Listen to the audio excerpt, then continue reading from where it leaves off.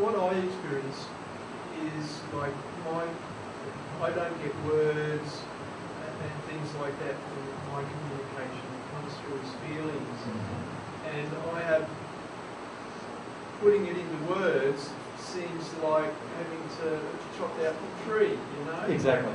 And so I've been trying to understand how I can pass it on in some way that doesn't involve words.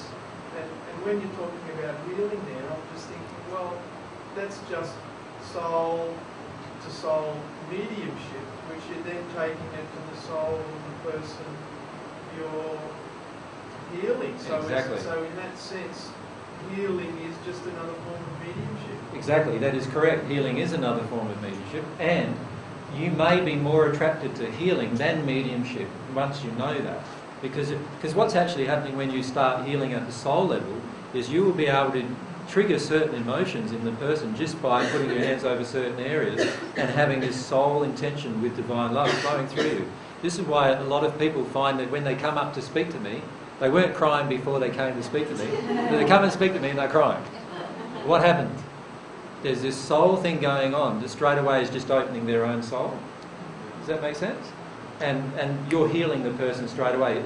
So you will get to a stage where there's no longer having to lay them down, do a little ritual, you know, get everything sorted out, do a bit of this and that.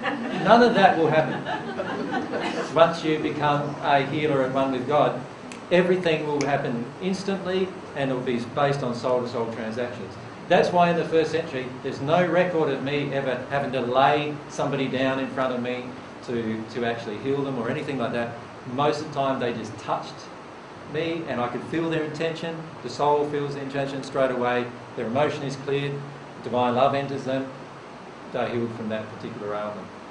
And it's their faith, and that's one thing I'd like to point out, is their faith rose their soul condition to a point where that was able to occur. And that's why it's often called faith healing. Because what happens when you have faith is your soul condition actually rises beyond its current point for a temporary period of time. Right? Because remember what faith was. Faith was the assured expectation of things hoped for. So in other words, you believe with all your heart that you're going to get healed of this particular ailment. That raises your condition to a new level. And straight away that allows more divine love to flow through you and flow through the person who's healing you. Does that make sense to everyone? So that's why faith works. That's why no faith doesn't work. Right? Because it keeps you at your current condition, so there's more effort required then to heal you. So faith is a very powerful conduit. It's actually a physical conduit for love. It's very much like the Holy Spirit in that regard.